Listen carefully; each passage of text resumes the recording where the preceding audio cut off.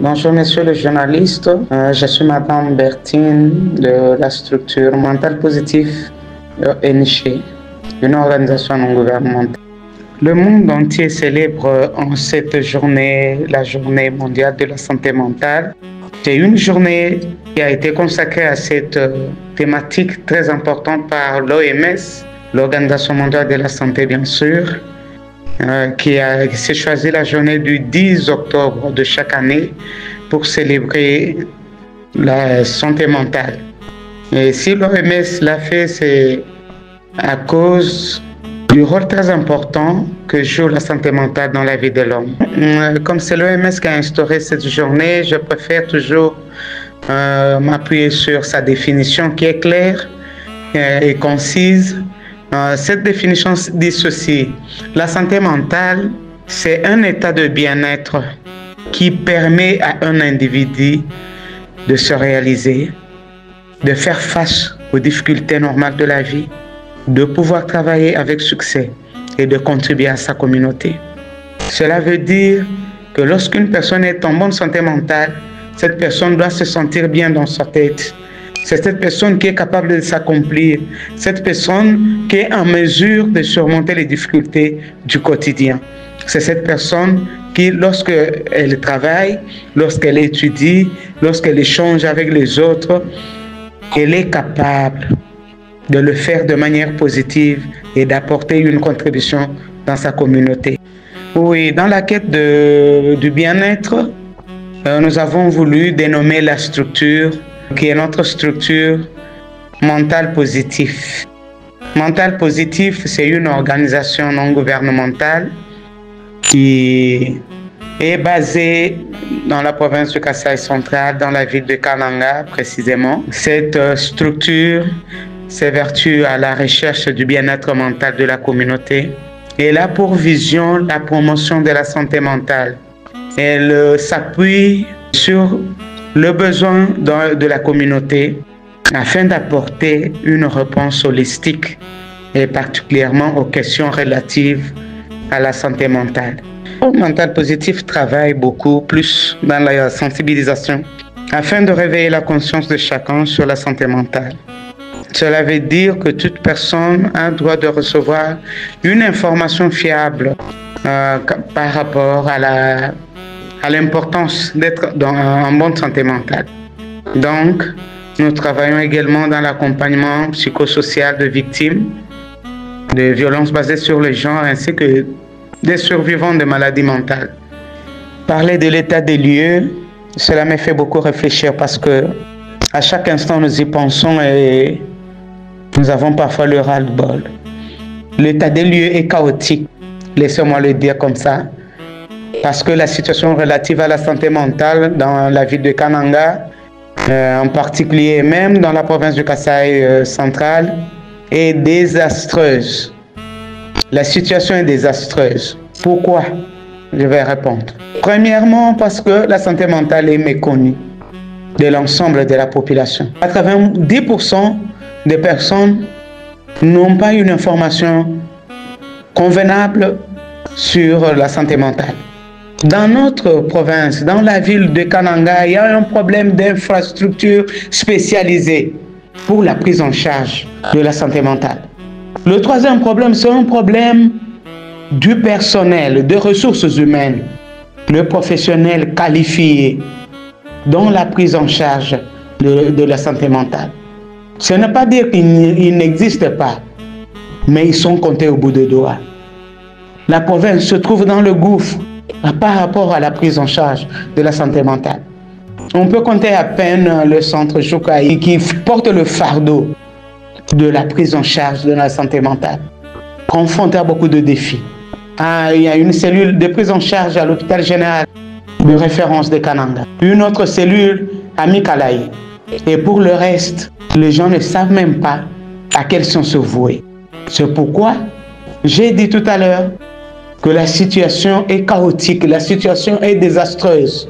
Le manque d'infrastructures, le manque de ressources humaines dans le domaine de santé mentale, le manque de prise en charge convenable. Si nous voulons vraiment entrer en profondeur, vous savez que Dernièrement, durant les mois écoulés, la ville de Kananga a compté beaucoup de cas de pendaison, des cas de suicide. Cela est dû à quoi? C'est tout à fait triste. Cette situation est triste car personne ne peut résoudre ce problème en mettant fin à ce jour. Pourquoi? Par manque d'information. Ceci témoigne aussi de l'importance de parler de la santé mentale. Voilà pourquoi ce mental positif ne peut pas se taire.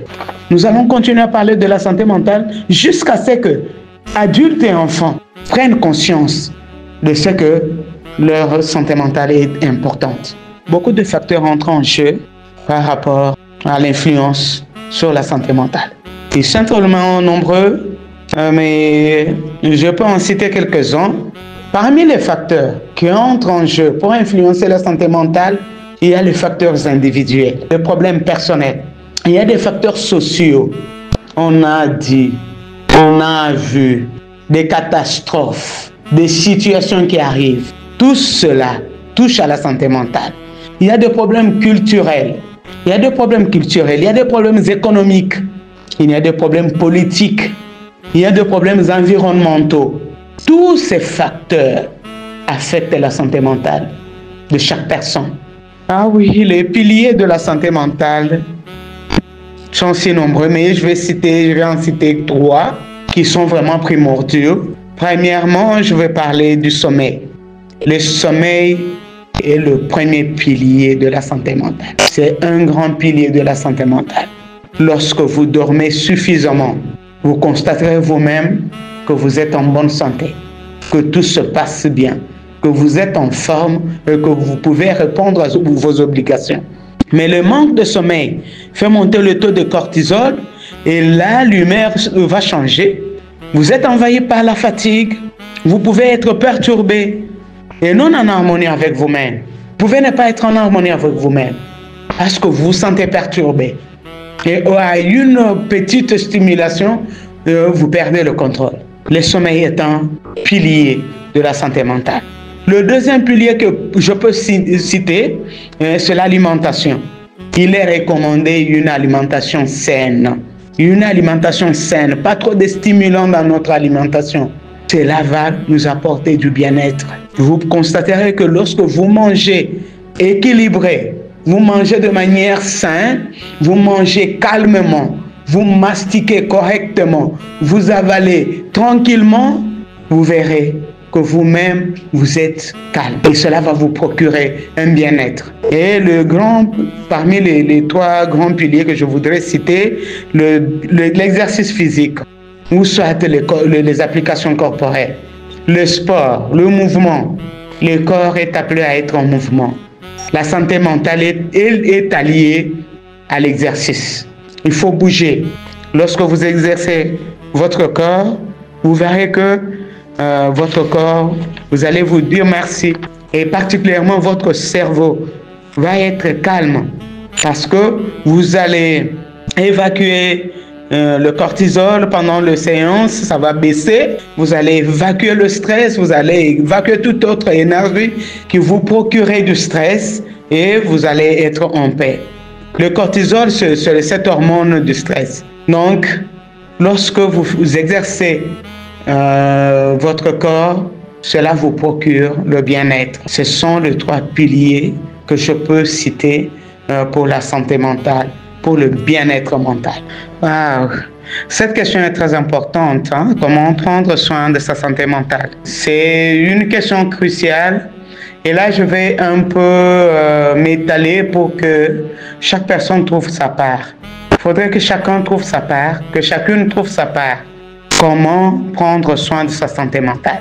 Il y a beaucoup de points, il y a beaucoup de choses à faire, de petites choses, des astuces, comme on les appelle. Mais chaque personne peut se situer et peut choisir ce qu'elle peut utiliser pour garder sa bonne santé mentale. Dans un premier lieu, moi, je peux évoquer la planification de la journée. Il est important de planifier sa journée.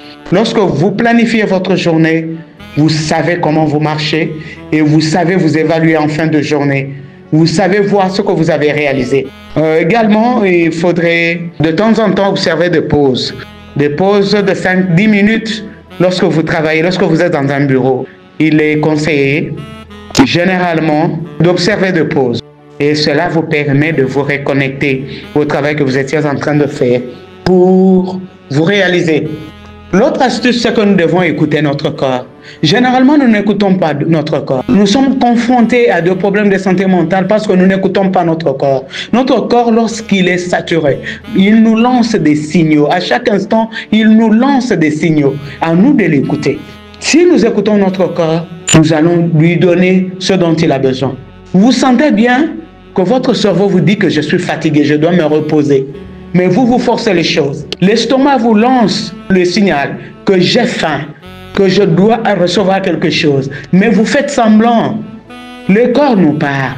Chacun de nous a obligation d'écouter son corps et de lui donner l'essentiel au moment voulu. Une astuce que j'utilise régulièrement et que je partage, c'est tenir un journal de gratitude. La vie nous donne tout chaque jour. La vie nous donne tout. Ayez l'habitude de noter quelque part ce que vous avez réalisé dans la journée, tous les biens que vous avez reçus, un sourire que vous avez reçu, une bonne chose que vous avez reçue. Mentionnez, écrivez-la. Et lorsque vous écrivez cette chose reste ancrée en vous. Et ça provoque de l'équilibre, ça donne le bien-être. Nous devons aussi garder une activité physique régulière. C'est conseillé. C'est une bonne astuce. Toujours être en mouvement. Faire de l'exercice physique, faire du sport, c'est très important. Nous devons aussi dormir suffisamment. Dormez suffisamment. Le quota de 8 heures, s'il est respecté, vous verrez que toutes choses vont marcher de soi. Nous devons garder de bonnes relations avec les personnes qui sont autour de nous. C'est pourquoi on dit souvent, entourons-nous de bonnes personnes. Soyez entourés de bonnes personnes. Des personnes qui vous font rire, des personnes qui vous font du bien, des personnes qui vous rassurent. Soyez entourés de ces personnes-là. Moi, je vous dirais, lorsque vous êtes avec ces personnes, lisez des livres, riez, faites de blagues, faites de l'humour. C'est très important. Ça fait partie de la santé mentale et ça vous procure du bien-être. Un autre conseil pour mieux prendre soin de sa santé mentale, c'est vivre selon nos moyens. Vivons selon nos moyens. Mes frères, mes sœurs, vivons selon nos moyens. N'allons pas impressionner les autres. Actuellement, nous voulons toujours vivre pour paraître. On va s'endetter pour paraître. On cherche à paraître. Non, n'impressionnez personne. Impressionnez-vous vous-même. Impressionnez-vous vous-même parce que c'est vous seul qui êtes l'acteur de votre vie. C'est vous, pas une autre personne, c'est vous. Impressionnez-vous par les grandes réalisations. Réalisez de grandes choses. Réalisez vos grands rêves. C'est vous-même qui devrez être impressionné par quelqu'un d'autre. Alors ne vivez pas au-delà de vos rêves. Faites un effort de vivre selon ce que vous recevez. N'impressionnez vous-même. N'impressionnez personne, s'il vous plaît. Et une autre astuce, c'est parler. Ce qui nous tue plus, c'est que nous ne voulons pas parler. Vous avez peur qu'on se moque de vous. Vous allez dire ceci, si je le dis à telle personne, elle va se moquer de moi. Non, parler fait partie de la guérison. Fait partie du processus de la guérison. Il est conseillé de parler. Parlez de tout ce que vous ressentez. Parlez de tout ce que vous avez sur le cœur. Parlez à une personne à qui vous faites confiance. C'est très important. Lorsque vous parlez, vous sentez que cela vous procure un bien-être. Parlez parce que nous sommes tous vulnérables. Moi, je l'ai toujours dit, nous sommes tous vulnérables. Nous sommes tous vulnérables. Mental positif est là. C'est une épaule sur laquelle vous pouvez poser votre tête. Allez-y auprès de Mental positif. Nous vous attendons. Venez. Posez votre tête, racontez tout ce que vous avez sur le cœur. Et vous trouverez une personne qui va vous donner une réponse. Nous sommes là pour vous. Parlez de vous. Parlez de ce que vous ressentez. Parlez de ce que vous subissez. En silence, parlez. Ne taisez aucun sentiment. Ne taisez aucun sentiment. Ce que vous taisez, c'est ce qui vous tue. Nous nous conseillons de parler. C'est parmi les astuces pour mieux prendre soin de sa santé mentale. Et je crois que je peux me limiter par là. Je voulais, avant de lancer un appel à la population, commencer par les autorités de notre nation ainsi que des autorités provinciales et locales pour la prise en charge, la prise de conscience collective. Cela signifie que les autorités doivent s'impliquer pour que chaque Congolaise chaque Congolais, chaque Kanangais, chaque Kanangaise ait accès aux soins de santé mentale. Cela signifie que les soins de santé doivent être intégrés, la santé mentale doit être intégrée dans les politiques de soins de santé primaires, dès le poste de santé jusque dans les grandes structures. Cela va permettre à ce que chaque personne bénéficie de la santé mentale. Et à la communauté kanangaise, à toute la population, jeunes et vieux, enfants, je dirais que nous sommes appelés à prendre en compte notre santé mentale. Cela est très important car il n'y a pas de santé sans santé mentale. Lorsque tu n'es pas en bonne santé mentale, tu n'as pas de santé. Tu ne peux rien réaliser, tu ne peux rien faire. Tu n'es pas en coordination avec toi-même, tu n'es pas en harmonie avec toi-même. Prendre soin de sa santé mentale, c'est accomplir des choses, c'est réaliser de grandes choses, c'est parvenir à atteindre ses objectifs et réaliser ses rêves. Personne n'est épargné. Ne l'oublions pas, nous sommes tous vulnérables. Vous savez, nous sortons d'une province post-conflit. Toutes ces blessures continuent à être en nous. Souvent, elles sont exacerbées par des petites situations qui arrivent. Voilà pourquoi les blessures invisibles méritent autant d'attention que les blessures visibles. Nous devons prendre conscience de notre santé mentale à chaque instant. Un auteur a dit, Raphaël Gaillard, il a dit quoi? Nous sommes tous traversés par des lignes de faille. Nous devons toujours mettre en tête que nous sommes tous traversés par des lignes de faille. Et moi, au sein de Mental Positif, je vous dis toujours que nous sommes tous vulnérables. Ne l'oubliez pas, chacun a son vécu et chacun a la liberté de parler. Parlons de ce que nous ressentons. Disons à toute personne proche, mais à qui nous avons confiance, ce que nous ressentons. Allons auprès de professionnels qui sont là. Allons auprès de Mental Positif et nous allons recevoir la réponse à tous nos problèmes. Mental Positif est là pour soutenir les survivants et renforcer la résilience. Et Mental Positif est là pour apporter la réponse holistique à tous les besoins en santé mentale que nous rencontrons dans la ville de Kananga et particulièrement, généralement dans la province du Kasaï central. Merci beaucoup. Merci beaucoup.